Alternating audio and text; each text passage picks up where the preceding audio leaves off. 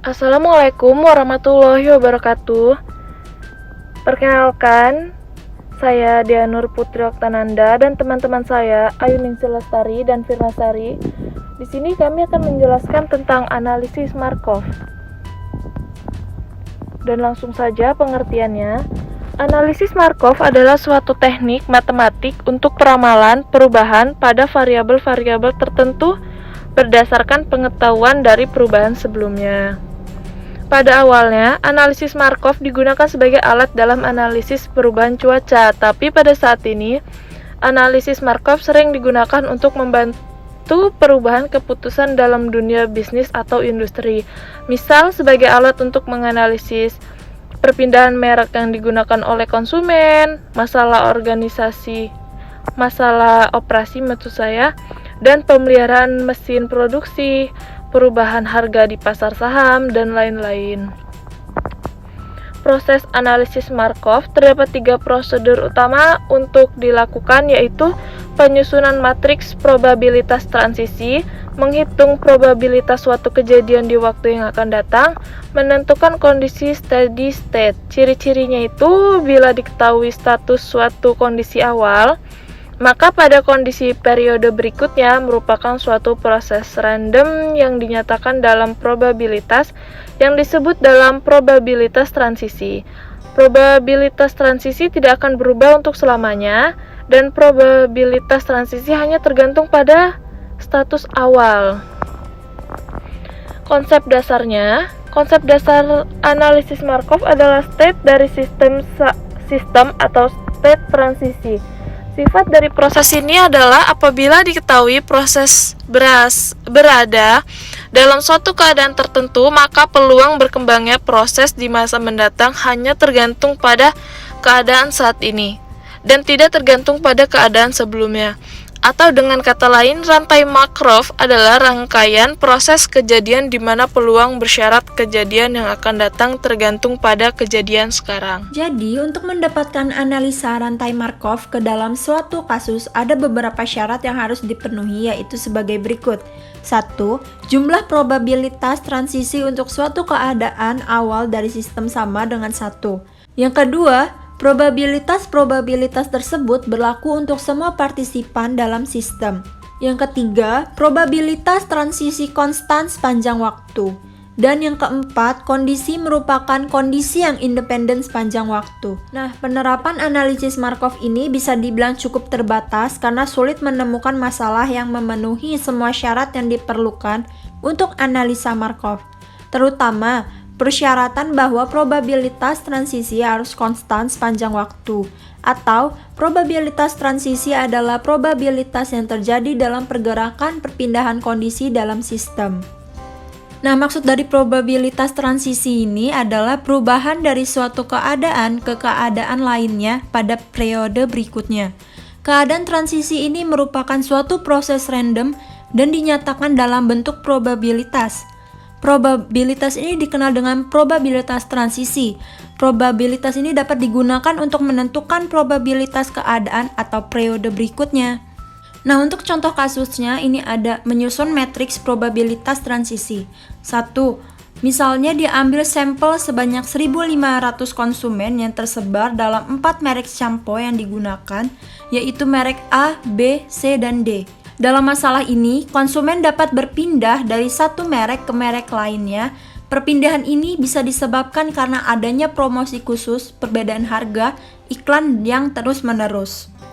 Dari sampel tadi, berikut ini adalah tabel contoh survei data jumlah konsumen yang telah diteliti. Dari data tersebut, kita bisa melihat perubahan yang terjadi selama periode pada jumlah konsumen bulan ini sampai bulan depan. Di sini dapat dilihat jumlah konsumen bulan ini pada merek A adalah 300 dan mendapatkan sebanyak 30 dari merek lain, lalu kehilangan 25 konsumen yang beralih ke merek lain.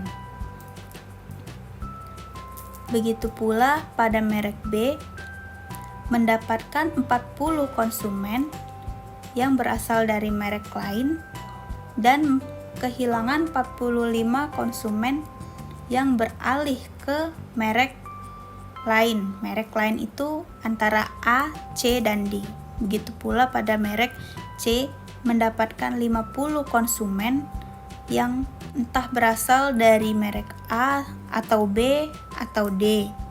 Lalu kehilangan 50 pula yang beralih antara ke merek A atau merek B atau pula merek D. Lalu dari tabel tersebut kita tidak bisa mengetahui kemanakah angka-angka konsumen ini pergi, beralih kemanakah konsumen ini, apakah merek A ini mendapatkan 30 ini dari B atau C atau D. Kita tidak bisa mengetahuinya, oleh karena itu dibuatlah tabel berikut ini. Menyusun matriks probabilitas transisi.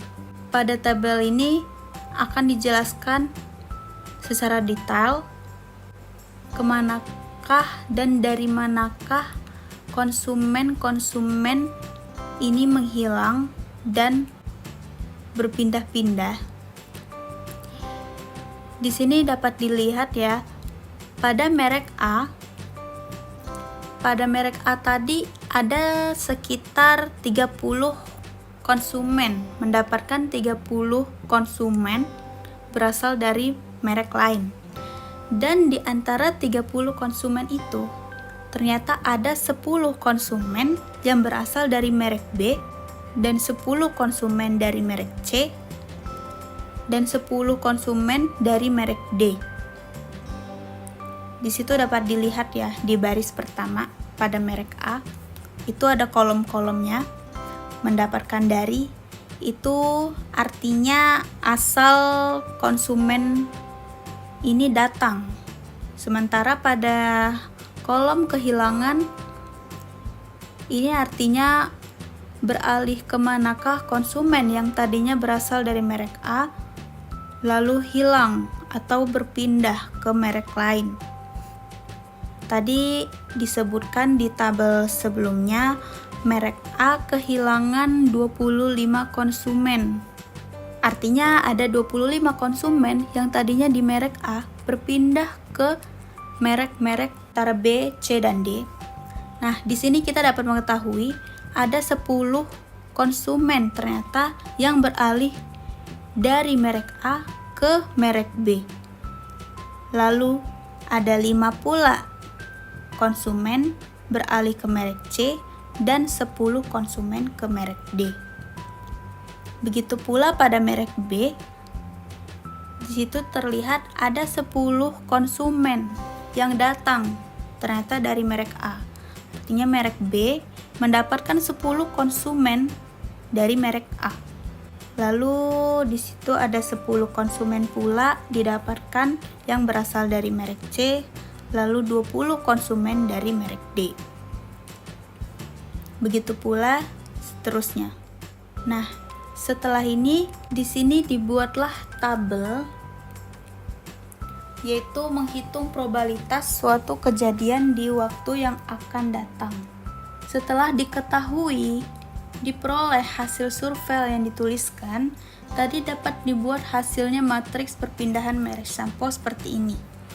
Angka-angka di sini memberitahu berapa banyak jumlah konsumen yang tetap dan berpindah-pindah merek. Seperti pada merek A, kolom A, di situ tertera angka 275, yang artinya ada sekitar 275 konsumen yang berawalnya dia memang ada di merek A dan dia tidak berpindah, dia tetap di merek A. Itu ada sebanyak 275. Lalu di sebelahnya ada angka 10, itu ada 10 konsumen yang tadinya berasal dari merek A berpindah ke merek B. Lalu ada 5 konsumen pula yang berpindah ke merek C, lalu 10 konsumen berpindah ke merek D. Data ini didapatkan dari tabel sebelumnya, itu tinggal dipindahin ke sini, tabel yang ini. Nih, itu ada tabel kehilangan, itu kan ada tuh di kolom B 10, kolom C 5, D 10, itu tinggal pindahin aja ke bawah. Di situ kan ada angka 0.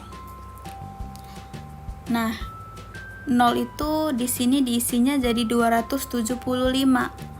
Lalu dapat dari mana 275 ini? Cara menghitungnya yaitu jumlah merek A itu 300. Tinggal dikurangin aja jumlah konsumen yang hilang. Jadi 300 dikurang 10 dikurang 5 dikurang 10, dapatlah hasil 275. Begitu pula merek B. Itu yang tadinya angka 0 itu bisa jadi 305, itu berasal dari 350 dikurang 20 dikurang 15 dikurang 10, lalu dapatlah hasil 305. Begitu pula pada merek C dan D. Nah, yang terakhir menentukan kondisi steady state. Di sini kita dapat melihat hasil matriks probabilitas transisi dari bulan ini ke bulan depan. Ini adalah hasilnya. Cara mencarinya yaitu bisa dilihat di slide sebelumnya. Ini pada merek A, misalnya contoh 275. Di sini hasilnya ini ya 0,916. Itu didapatkan hasil dari jumlah pada merek A 300, lalu hasil pembagian dari 275 dibagi 300, dapatlah hasil 0,916. Begitu pula pada merek B, 10 dibagi 300, dapatlah hasil 0,033 di state bulan depan. Lalu pada merek C, begitu pula 5 dibagi 300, hasilnya 0,016 state bulan depan di merek A di kolom C. Lalu 10 dibagi 300 dapatlah hasil 0,003. Begitu pula seterusnya, dan ini hasil matriks yang telah dihitung, matriks probabilitasnya. Sekian video presentasi yang bisa kami sampaikan tentang analisis Markov. Bila ada kesalahan kata dan kekurangan, kami mohon maaf. Terima kasih dan wassalamualaikum warahmatullahi wabarakatuh.